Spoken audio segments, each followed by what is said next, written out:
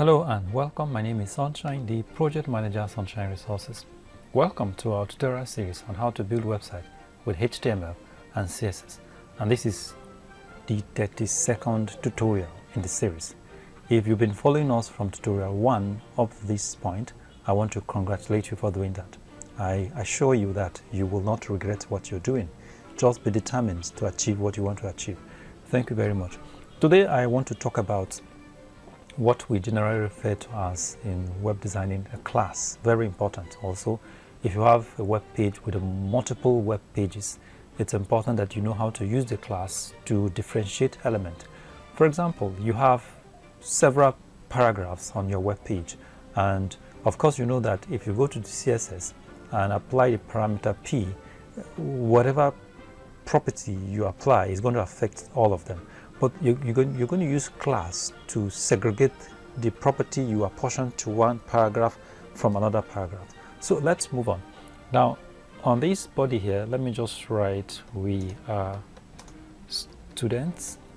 Okay, that's the first paragraph, opening and close tag. That's the opening and close tag. Then the second one is John is a man. Okay, all right,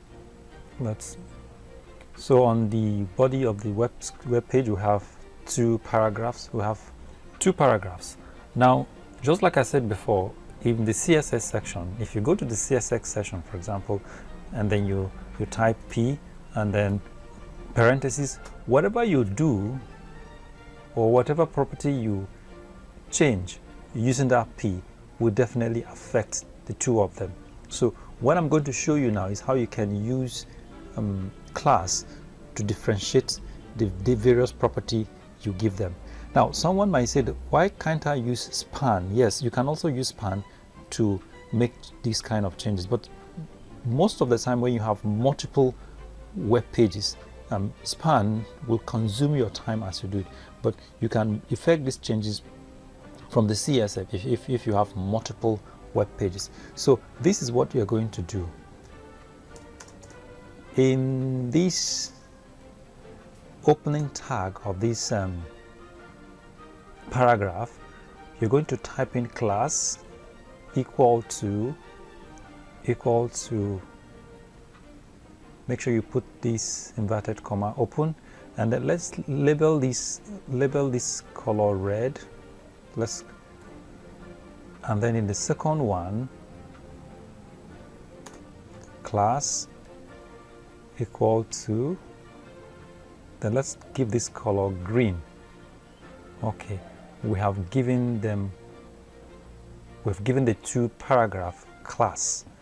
The two paragraphs, we've given them class now. Now on the CSS section, this is what you do. When you come to the CSS section, you now type full stop first, then red, you write red, parentheses, you now type color red, semicolon, then you close the parentheses. Then the next one, make sure you put this full stop first, then green, the green one now, then parentheses, then color, semicolon, then write green, semicolon, then close the parentheses. Now let's refresh, let's save and refresh to see what we have done. You can see that. So what we did was that we gave the two paragraph class. This is very important. Let me go over it again. The first paragraph class, in the opening tag of the paragraph tag, we create a space and we write class, and then we give the class equal to red. We want it to be identified as red. And then in the second one, the second paragraph, the class, we want it to be identified as green. And so on the CSS section, make sure you write up the first one with a full stop, or what they call period, and after the period you write red, then the color we want is red, or any Remember that any other property can still follow.